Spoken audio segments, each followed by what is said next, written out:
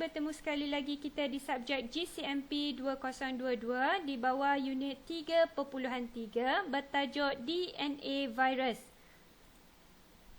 Ini adalah objektif pembelajaran kita pada hari ini. Terdapat 6 jenis DNA virus yang perlu kita pelajari pada hari ini. Anda perlu tahu nama virus tersebut, penyakit yang terhasil disebabkan oleh DNA virus dan juga cara penyakit tersebut berjangkit. Okey, sebelum itu mari kita pergi dahulu.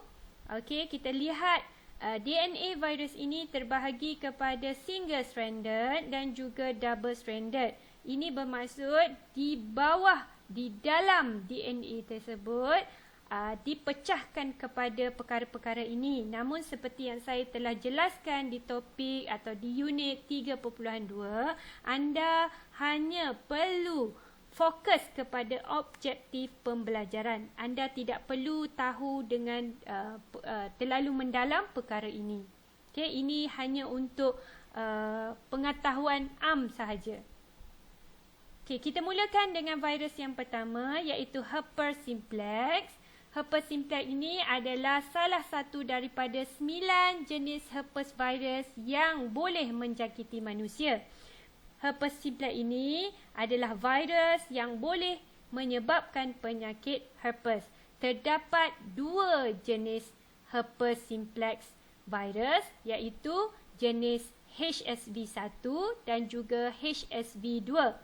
Virus ini biasanya membabitkan jangkitan di bahagian mulut dan akan membentuk ulcer yang boleh menyebabkan kesakitan serta kesukaran untuk pesakitnya makan dan minum.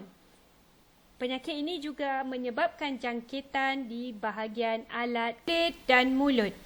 Bagaimana penyakit ini tersebar? Penyakit ini boleh tersebar jika pesakit terpegang kudis atau ulcer yang berada di mulut atau di alat sulit beliau dan menyentuh barangan-barangan peribadi, kemudian disentuh pula oleh orang yang sihat. Satu perkara yang anda kena tahu, apabila seseorang mempunyai virus ini di dalam badan, dia akan berada di dalam badan seumur hidupnya. Pesakit akan kembali mendapat penyakit ini jika mengalami stres yang berpanjangan, demam, sistem pertahanan tubuh yang rendah, penggunaan ubat seperti ubat kemoterapi, hormon dan sebagainya. Maka penyakit ini akan berulang sekali lagi. Virus yang seterusnya adalah Epstein-Barr virus atau dikenali sebagai EBV. Virus ini adalah salah satu juga daripada terbitan herpes virus. Penyakit yang terhasil daripada EBV ini adalah penyakit mononukleosis. Penyakit ini juga dikenali sebagai kissing disease kerana ciuman merupakan salah satu cara penyakit ini tersebar dan menyebabkan penyakit ini dinamakan sebegitu. Namun, ciuman bukanlah satu-satunya pencetus kepada penyakit ini. Penyakit ini juga boleh dijangkiti setiap individu, sama ada golongan bayi, kanak-kanak, remaja dewasa mahupun warga emas. Penyakit ini boleh tersebar melalui air liur jika berkongsi peralatan peribadi seperti bros gigi dan minuman, dan juga jika terkena cecair kemaluan. Salah satu simptom utama penyakit ini adalah sakit tekak. Namun, ia bukanlah satu-satunya simptom dan terdapat beberapa lagi gejala termasuklah demam, penat, sakit kepala, sakit perut, timbul ruam, luka bernafas. Untuk penyakit ini, tiada rawatan khusus dan vaksin sebagai langkah pencegahan. Virus yang seterusnya adalah human papilloma virus, yang mana merupakan virus yang mudah berjangkit melalui aktiviti seksual. Virus ini tidak membahayakan tetapi boleh menyebabkan kanser tertentu seperti kanser cervix, anus dan juga oropharynx. Disebabkan human papilloma virus ini telah menyebabkan kanser cervix menjadi kanser keempat yang paling kerap dihidapi oleh para wanita. 90% jangkitan ini tidak mempunyai simptom dan penyakit ini boleh dicegah melalui vaksin HPV. Bagi memastikan rakyat negara ini dilindungi daripada HPV, Malaysia telah menjadi negara terawal dalam pemberian vaksin HPV kepada pelajar perempuan berusia 13 tahun. Seterusnya adalah hepatitis B virus yang menyebabkan penyakit hepatitis B.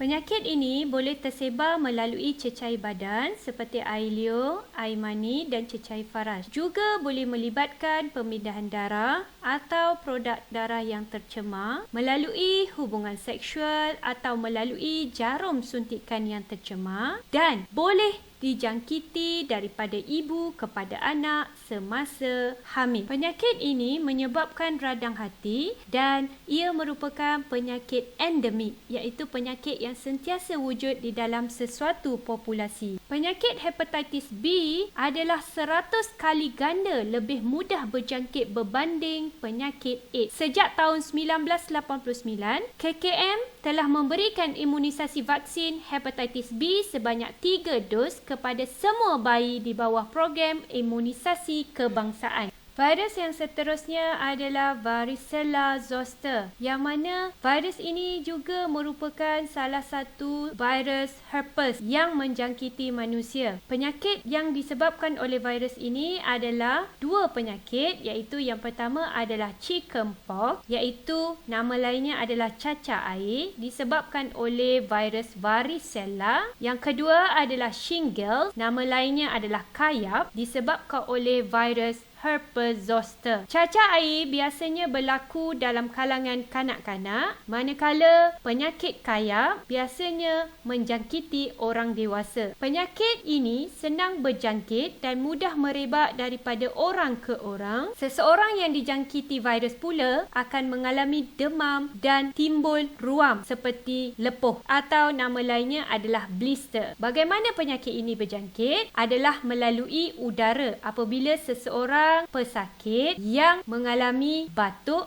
atau bersin. Selain itu, penyakit ini juga boleh tersebar melalui sentuhan ataupun bernafas dan tersedut partikel virus yang terdapat pada cecair yang keluar daripada lepuh. Jangkitan pertama virus ini akan menyebabkan cacar air, namun setelah pesakit pulih, virus tersebut akan terpendam di dalam saraf tunjang dan berkemungkinan menjadi aktif semula setelah bertahun-tahun kemudian. Jangkitan yang berulang ini dikenali sebagai penyakit kayap ataupun shingles. Oleh yang demikian, penyakit kayap ini biasanya hanya ditemui dalam kalangan individu yang pernah dijangkiti cacar air sahaja. Jom kita teruskan dengan virus yang seterusnya, iaitu human adenovirus, yang mana menyebabkan penyakit jangkitan pada sistem pernafasan. Virus ini menyebabkan selsema, demam, sakit tekak, bronkitis, pneumonia dan juga konjungtivitis. Penyakit ini akan berjangkit melalui sentuhan secara langsung daripada pesakit dan boleh tersebar melalui najis. Contohnya, semasa ibu menukar lampin bayi yang telah dijangkiti oleh virus ini. Langkah pencegahan bagi penyakit ini adalah dengan kerap membasuh tangan menggunakan sabun, elakkan menyentuh mata, hidung dan mulut serta elakkan diri dari berhubung terus dengan pesakit. Kita telah mempelajari 6 virus DNA yang mana saya mengharapkan pelatih dapat mengingat nama virus tersebut, penyakit yang terhasil dan juga cara transmisi penyakit tersebut. Sekiranya anda ada sebarang pertanyaan, pelatih boleh PM saja di Telegram. Jumpa lagi di kelas akan datang. Bye!